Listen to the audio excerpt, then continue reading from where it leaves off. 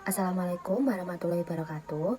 Perkenalkan, kami dari kelompok 3 akan mempresentasikan hasil diskusi kami mengenai kekuatan dan politik dalam organisasi. Di sini ada saya, Safa Rizky Taisya dengan NIM 3035, Nina Amalina dengan NIM 3036, Sabrina Zahra dengan NIM 3040, Windania Rizky dengan NIM 3051, dan Zahrima dengan NIM 3058. Politik berasal dari bahasa Yunani, politeia, yang berarti kiat memimpin kota. Secara prinsip, politik merupakan upaya untuk berperan serta dalam mengurus dan mengendalikan urusan masyarakat. Menurut Aristoteles, politik adalah usaha warga negara dalam mencapai kebaikan bersama atau kepentingan umum. Politik juga dapat diartikan sebagai pembentukan kekuasaan dalam masyarakat yang antara lain berwujud proses pembuatan keputusan khususnya dalam negara. Politik dalam organisasi, Miles mendefinisikan politik organisasi sebagai proses, yaitu setiap orang atau kelompok dalam organisasi membangun kekuasaan untuk mempengaruhi penetapan tujuan, kriteria, atau proses pengambilan keputusan organisasi dalam rangka memenuhi suatu kepentingan. Yang selanjutnya ada faktor-faktor perilaku berpolitik. Yang pertama ada sosial ekonomi, yaitu tingkat pendidikan, status ekonomi, dan pekerjaan seseorang dapat mempengaruhi pandangan politik dan partisipasi dalam proses politik. Yang kedua ada identitas politik. Faktor seperti agama, etis, dan identitas kultural dapat membentuk perilaku politik seseorang dan mempengaruhi preferensi politiknya. Yang ketiga ada media massa. Informasi dan persepsi politik dapat dipengaruhi oleh media massa. Media massa memainkan peran penting dalam membentuk opini politik dan orientasi politik. Yang keempat ada keluarga dan lingkungan sosial. Nilai-nilai yang diterima dari keluarga dan lingkungan sosial ini dapat membentuk perilaku politik seseorang. Yang kelima ada isu politik. Isu-isu tertentu seperti ekonomi, lingkungan, atau keamanan dapat memotivasi orang untuk terlibat secara aktif dalam politik. Yang keenam ada sistem politik.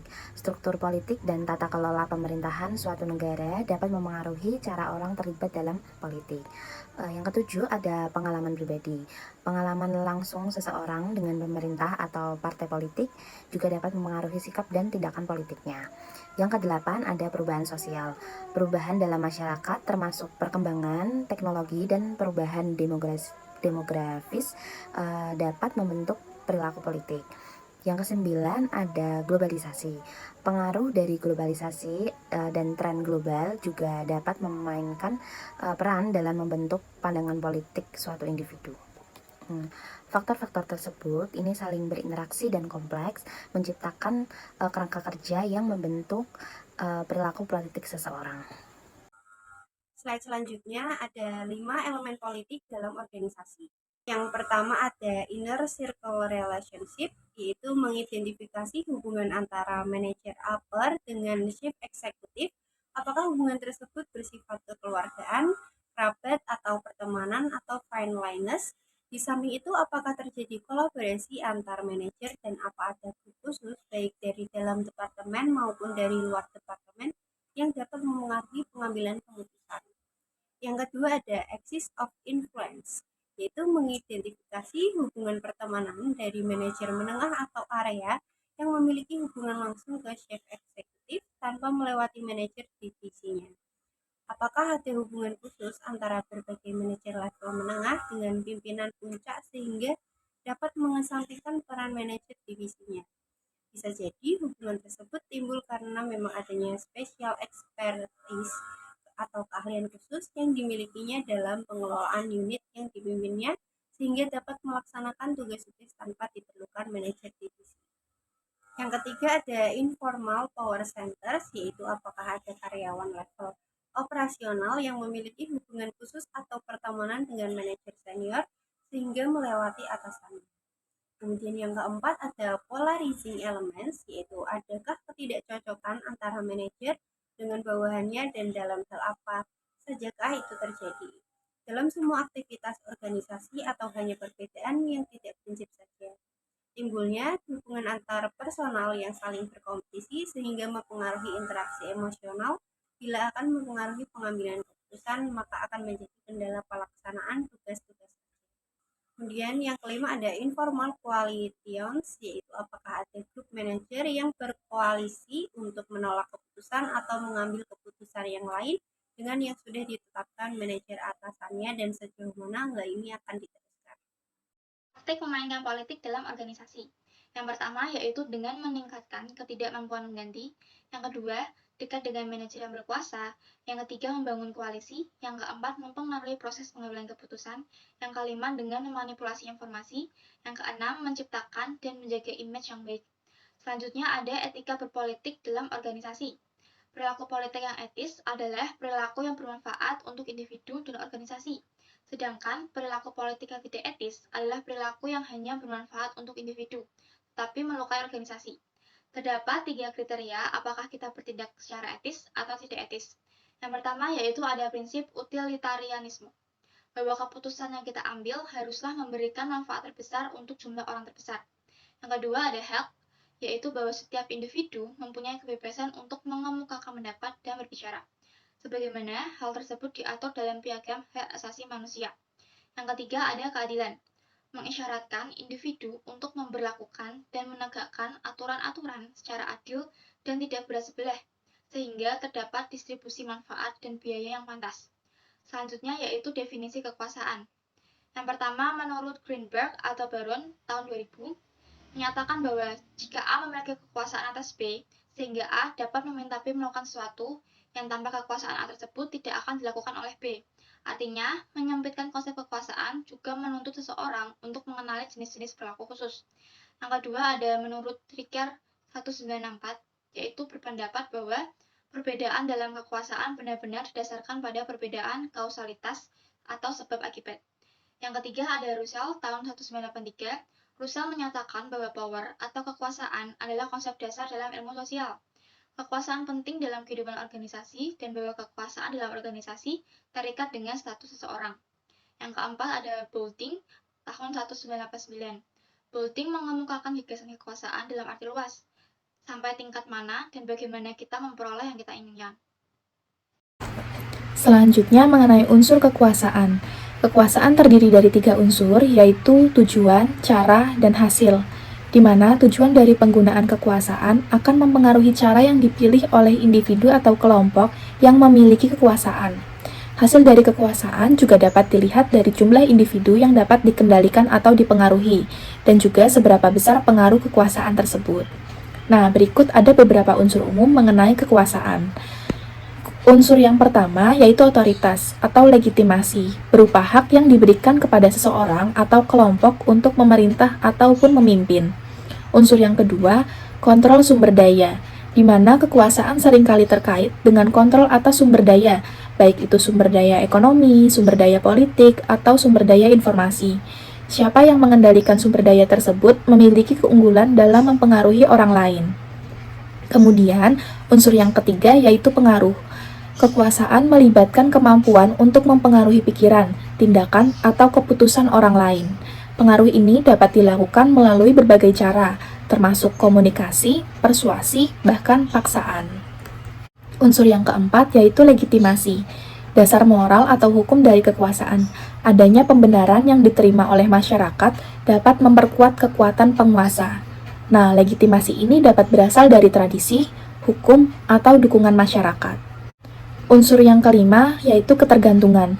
Kekuasaan dapat tumbuh dari ketergantungan, yaitu berupa situasi di mana suatu pihak atau entitas memiliki kendali atau pengaruh yang signifikan atas pihak lain karena ketergantungan yang tercipta, misalnya ketergantungan politik dan juga ketergantungan ekonomi.